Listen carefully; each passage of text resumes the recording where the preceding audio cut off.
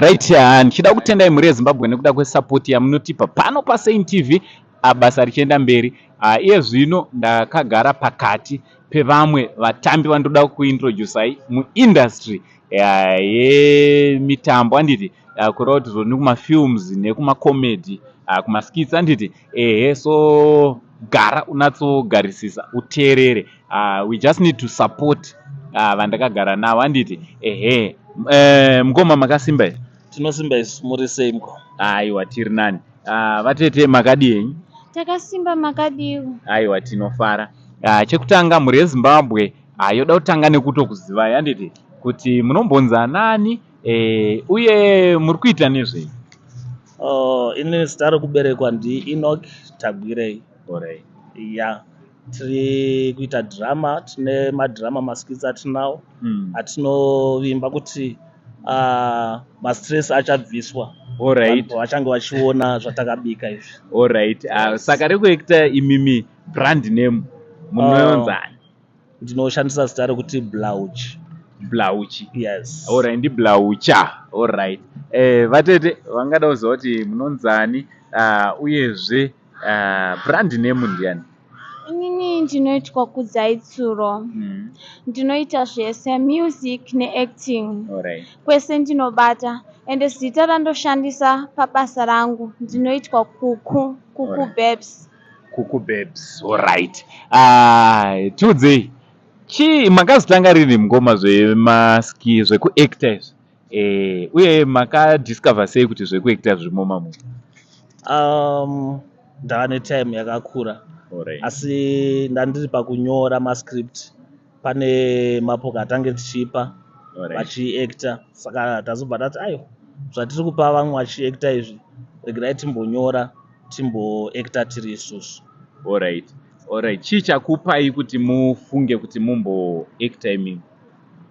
Nyaya inoitika ndeyekuti pakunyora paya unenge une picture yaurida kuti ibude. Alright. Saka takazoona kuti ndikange ndichiacta inini zvandanyora ndinoziva zvandikuda kuti message yandikuda kuti ipinde muvanhu. Ndine position yakanaka yemhando yepamusoro nokuti ndine muridzi weproject. Alright. Saka pane patinoda kukorekta vatakapa vakaita zvakanaka. Asi pane patanga tichiona kuti tikazotiwedzerei apa ndinoona kuti zvinoita kuti industry yedu iende mberi zvakanaka. Alright, nyaya dzekuvandudza moda kuvandudza. Alright. Makamboacta here nenguva yakareba semuchiacta? Ya, inini ndakatanga last year. Last year takayangoita kaskit but nyaya yekuti takashaiwawo vanokwanisa kutisimudzira harina kubuda. Alright. So this year mbatazoshanda neanonzi King J. Alright. Bataburitsa movie inonzi Death or Glory. Alright. Ndo randakatanga kuita but kumashure ndaita music ndo ndinonyanyoimba maafro gospel. Alright. Then kubva ipapo ndo pandakasangana neava batachitanga basa pane iri ratikuda kuburitsa iriri. Alright. Saka muri kupromisa mafans enyu kunzo kuvanoda kukufollowai muri kuda kuvapromisawo chii? Chatiri kuvimbisa ndechekuti nguva yemastress yava a thing of the past. Alright. Tine dzidziso but dzinouya through kuseka, mukufara nemibvunzo ichabva muvanhu nokuti zviri kwere zvinoitika here izvi. Alright. Ndo zvatingavimbisa kuti padhuze dhuze ipapapa vanhu ngatimbosiya mastress paside, zvinhu zvakaoma kudaro tiseke tifare nokuti ndo zvinotipa upenyu. Alright. Mafans muri kuda kuvavimbisa chiya? Well, inini chandinovimbisa mafans ndechekuti inini sakuku ndauya kukumutsiridzai mufaro wenyu uchinyatsotanga kozi chese chandaita you go laugh kozi inini vanhu vanondiziva sa a Nigerian girl. I can do it more and more. Zviri extra and munotobva maseka, saka ndokurudzo yangu ende ndo zvandichavapa ndichikufidhai muchinakirwa muchiita zvese zvinodikanwa ipapo. Alright. Saka I understand kuti mune zvamuri kuda kubuditsa zvamuri kuda kubuditsa zviri kubuda rini uye imi muchange muchizowanikwa papi nepapi? Tinotenda. Hatina mazuva akawanda. Alright. Ipapa padhuze ine weeks time zvinenge zvaibva zvichiri mupoto. Alright. Yeah, saka tinoda kunyatso kupakurira mhuri yeZimbabwe kunyangwe nekumwe kwakasiyana siyana zvinhu zvanyatsoibva, but hatisi kutaura zve2 weeks. Alright. Mazuva ari padhuze izvi zvinenge zvavepo. Alright. Yes. Alright, saka channel, YouTube channel, Facebook, I'm sure muri in process yekugadzisa zvinhu izvozvo.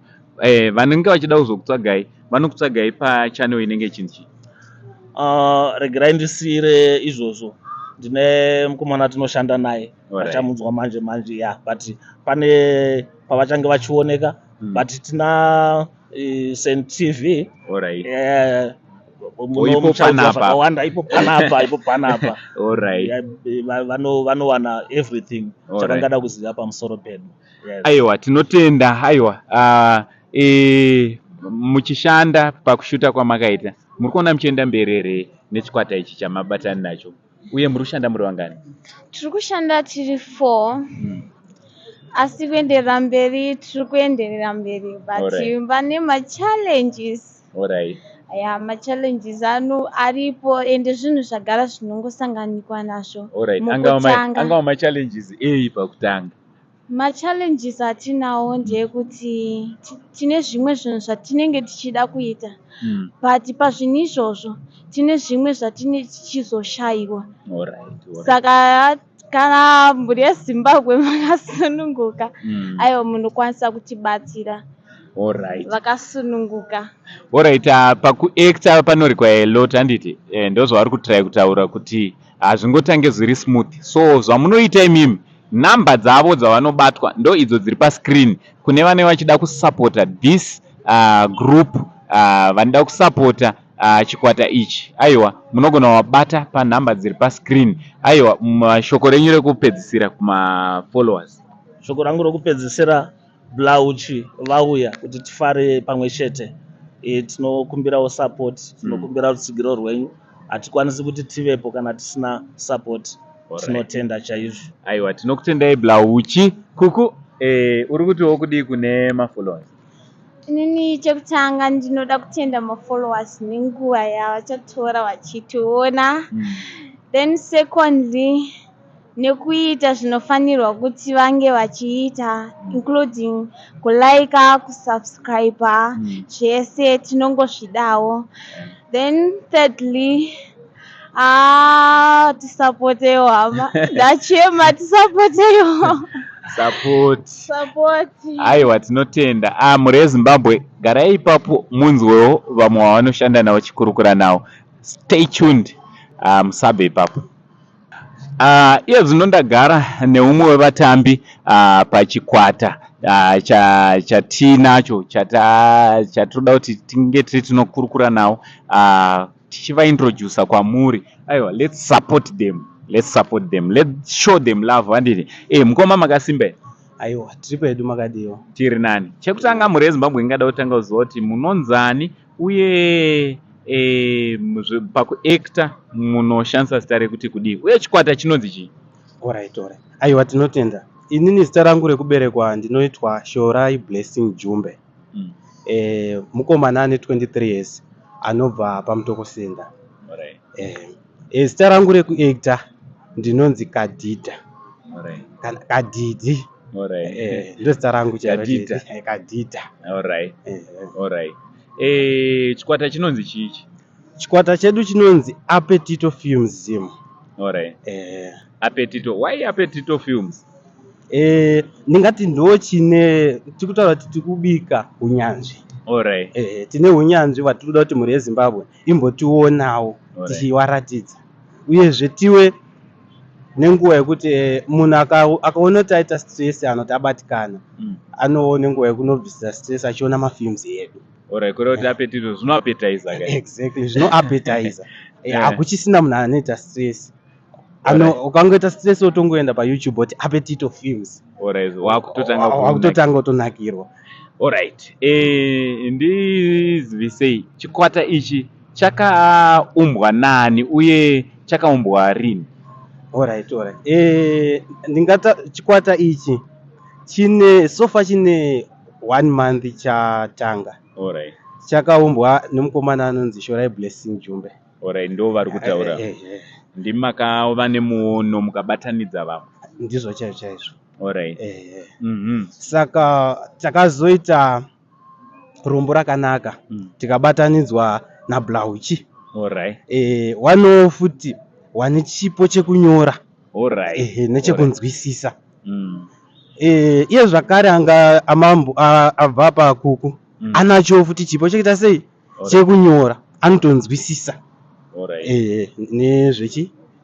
Saka takati apetito because pfungwa dzedu dzese tikadzita pamwe chete tinoona kuti tinoenda kumberi ende vanhu vachafara. Alright, saka muri vangani pachikwata ichi? Pachikwata chedu sofa tiripo 4. Alright. Ko vamwe vasipo ndevapi uye vanonzani? Tina anonzi Melody Dzenga. Alright. Wamunobata naye? Ndiye tinobata naye futi.